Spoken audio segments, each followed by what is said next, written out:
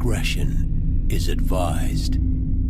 Hey everyone, this video is brought to you by Audible. Audible is offering you a free audiobook with a 30-day free trial membership. All you need to do is go to audibletrial.com/bgunlocked. The link is in the description below, and now enjoy the video. Hey everyone, welcome back to Board Games Unlocked, and today I'm doing a no run-through review for Empires of the North, the Japanese Islands.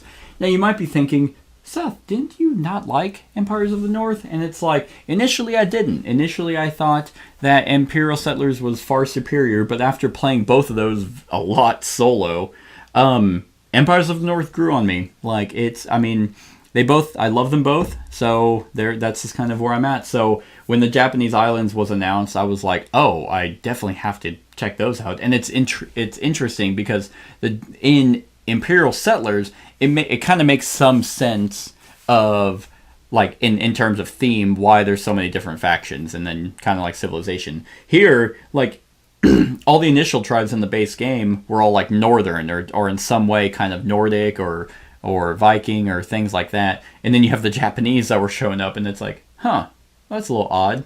So the question is, does this faction play like in Imperial Settlers? No, not at all. Like, they're so radically different, and I was worried that they were going to do that. I was worried that they were going to be like, oh, so you use your people like to as defenders and stuff like that to be able to, protect your own factions. But no, that's not in here in any way. Like, both, and this game actually comes with two factions. I thought it was just going to be the one, so you definitely get your bang for your buck. And with both of the factions that you get, they play so radically different. Now, not radically different from other factions in Empires of North, but I will say that the Japanese factions do play different from Imperial Settlers, so that is really cool. Like, I do very much like how even though they're both called Imperial Settlers, which I really hate, by the way, the fact that they just called this, it was definitely just a tag to be like, hey, you like Imperial Settlers? You're going to like this, so give us money. That was annoying. They should have just called it Empires of the North, which it virtually is. But anyway, I digress. Japanese Islands comes with two factions. I moved that like I was going to end in them. One of the factions, like it actually kind of says it on the back, the Umaneko clan of strong dockers and the Saikora clan of resourceful and bargaining traders. Perfect. So, just reading that, it's kind of like, well, how are they going to play? Well, first of all, both of them have, I think, very high difficulty levels in accordance to the game, and kind of how to play them. So, let's talk about the Umaneko. I'm looking at them because I don't know the names off the top of my head, but the Umaneko, they implement in this game a new kind of building type, which are docks. And now they also implemented a new phase, which is docking. So it's really cool. And this is kind of where I said they're similar to the other factions in the base game. And docking is kind of similar to the storage of the banking faction, which is my favorite faction to play in Empires of the North, because what the bankers are all about is you have cards that are going to allow you to store things, and if you store certain things, then you get bonuses. Like, it's like, hey, if you store 3 wood on this, you get a point. And then that kind of, it multiplies like that. So what the docking does is they have a faction, and there's a new docking phase, and then the docking phase, you get to take a resource from each of the nearby islands, which is really cool because those change, and so you can look at it and be like, oh, that one gives sheep a wood and a point, and that one gives a food a wood and a point. Well, you get to pick either sheep or wood, or a sheep or a food, or you can take 2 points.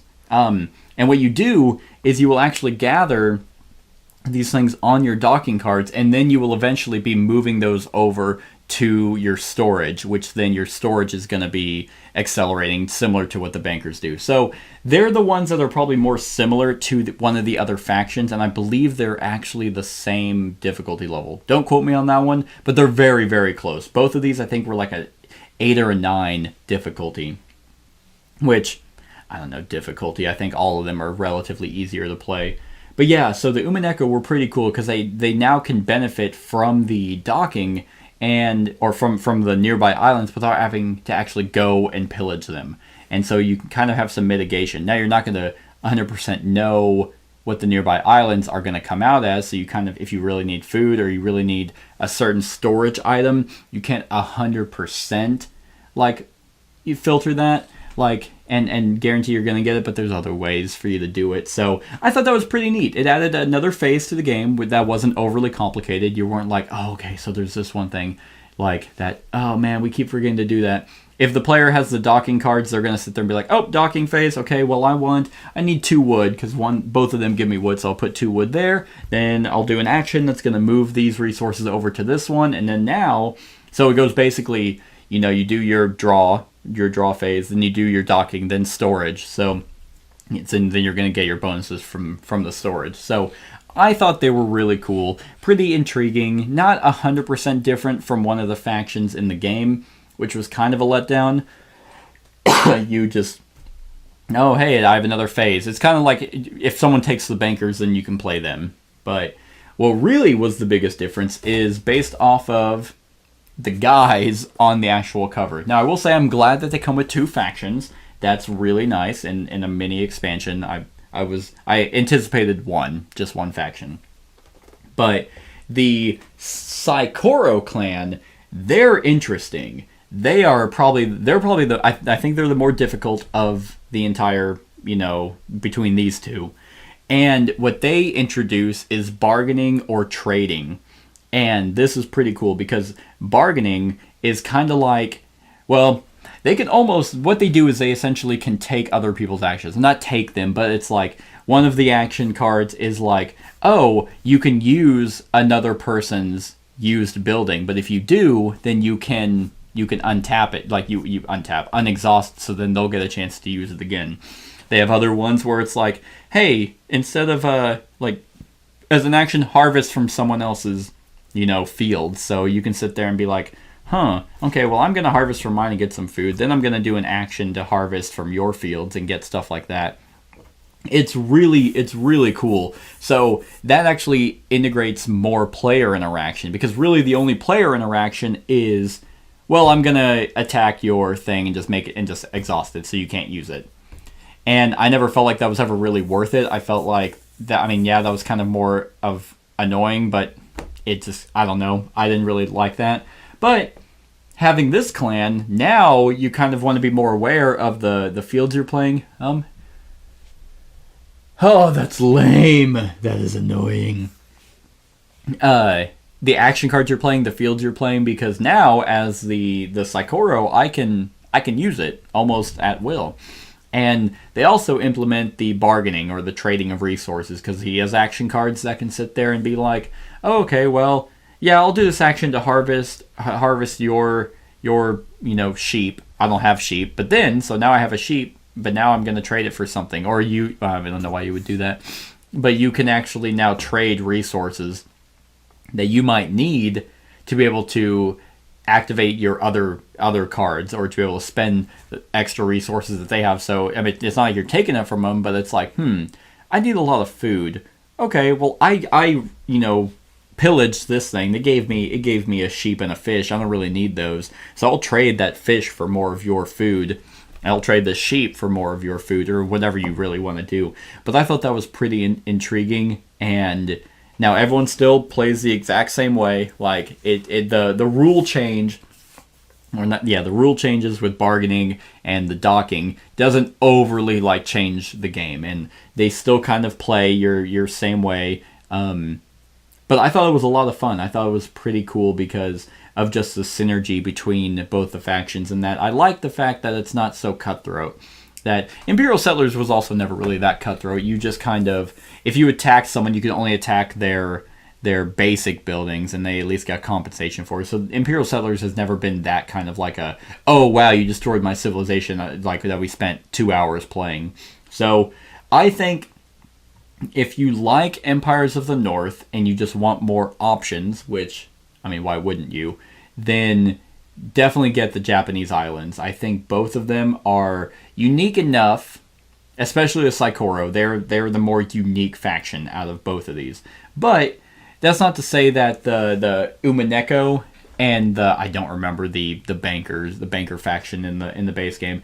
even though they play similar, they're still different enough that they're not so radically the same. I mean, if you really think about it, all the factions kind of play similar, but that was the same with Imperial Settlers. But they have like their own strengths and weaknesses. So I really liked it. I enjoyed both of these factions.